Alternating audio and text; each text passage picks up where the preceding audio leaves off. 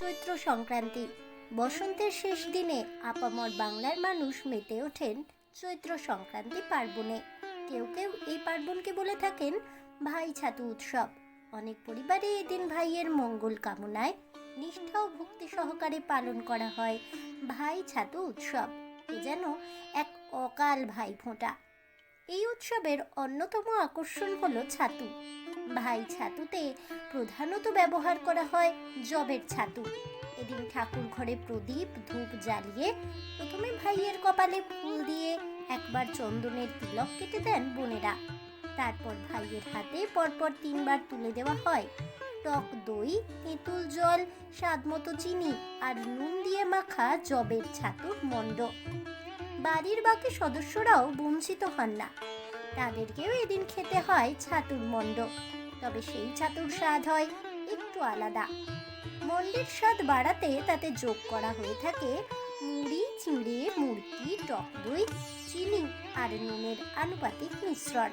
কেউ কেউ আবার ছাতুর সাথে পরিমাণ মতো জল মিশিয়ে গুড়, কলা, দুধ, আম ইত্যাদি সহযোগেও ভোজন করে থাকেন। চৈত্র সংক্রান্তি চৈত্র মাসের শেষ দিন। চৈত্র সংক্রান্তি বাঙালির জীবনে বিশেষ, কারণ এটি বাংলা বছর পরিক্রমার শেষ দিন। পরদিন থেকেই পয়লা বৈশাখ, নতুন বছরের শুরু। কোনো কোনো ইতিহাসবিদদের মতে চৈত্র সংক্রান্তি মানুষের শরীর ও প্রকৃতির মধ্যে একটি যোগসূত্র ঘটানোর জন্য পালন করা হয়। আর বর্ষ শেষের এই উৎসব উদযাপনে বাঙালি অভ্যস্ত ছিল দীর্ঘকাল। এদিকে আবহমান কালের রীতি অনুসারে এক এক উৎসবের জন্য এক এক রকমের খাবার নির্ধারিত আছে, যা এই সংস্কৃতির সাথে জড়িত। যে কারণে দেখা যায় যে ঋতুতে যে উৎসব হয় সে ঋতুতে যা পাওয়া যায় তাই দিয়ে সেই উৎসবের খাওয়া দাওয়া প্রধান উপকরণ হয়ে ওঠে। চৈত্র সংক্রান্তির তেমনই একটি খাবার হলো শাকান্ন। একসময় চৈত্র সংক্রান্তির দিনে গ্রাম বাংলার ঘরে ঘরে শাকাহার হতো। বাড়ির গৃহিণীরা চৈত্র সংক্রান্তির সকালেই বাড়ির পার্শ্ববর্তী জলা জংলা ঝোপঝাড় থেকে নানা পদের শাক তুলে আনতেন। মজার ব্যাপার হলো এই শাক কিন্তু আবাদি বা চাষ করা হলে হবে না, হতে হবে অনাবাদি। এমন 14 পদের শাক দিয়েই সেদিন দুপুরের আহারের রীতি। চৈত্র সংক্রান্তির দিনে বাড়িতে কোনো রকম মাছ মাংসের পদের আয়োজন হবে না।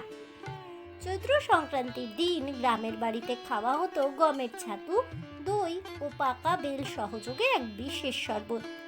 এদিন বাড়িতে আগত অতিথিদের প্রথমে এই শরবত পরিবেশন করা হতো। আবার সংক্রান্তির দিন গ্রামের হাটে কোনো কোনো দোকানে বিক্রেতারা ক্রেতাদের এই শরবত দিয়ে আপ্যায়ন করতেন। চৈত্র সংক্রান্তির দিনে একসময় গ্রামে বাড়ি বাড়ি ঘুরে চাল, গুড় ও দুধ সংগ্রহ করা হতো। সংগৃহীত এসব উপকরণ নিয়ে গ্রামবাসীরা ছুটতেন গায়ের সবচেয়ে উঁচু গাছের তলায়। এক্ষেত্রে তাল গাছই প্রাধান্য পেত। সেই সিন্নি পাক দেখতে তালতলায় হাজির হতেন গ্রামবাসীরা। কালক্রমে এটি পরিচিতি পেয়ে যায় তালতলার সিন্নি নামে। এই সিন্নি পরিবেশন করা হতো কলা পাতায়।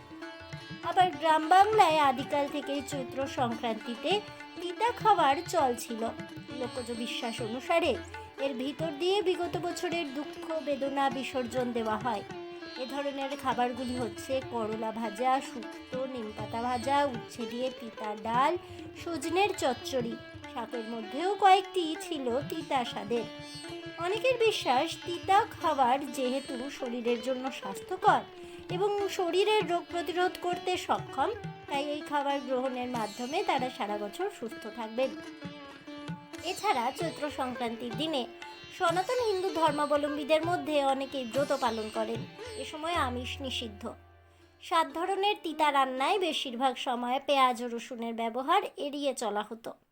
চৈত্র সংক্রান্তির দুপুরে রান্না করা হয় কাঁচা কাঁঠাল বা এঁচোড়ের তরকারি।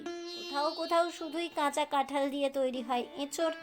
আবার কোথাও কাঁচা কাঁঠালের সঙ্গে কুমড়ো, ঝিঙে, উচ্ছে, আলু, কাঁচকলা, বরবটি, নারকেল বাটা দিয়ে তৈরি করা হয় পাঁচন। বাঙালির উৎসব মানেই বাহারি সব খাবারের আয়োজন।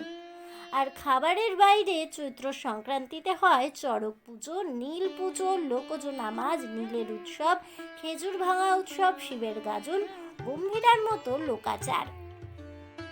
আজ এ পর্যন্তই। তাহলে বন্ধুরা, আমার আজকের এই ভিডিওটি শুনে কেমন লাগলো অবশ্যই আমাকে কমেন্টে জানাবেন।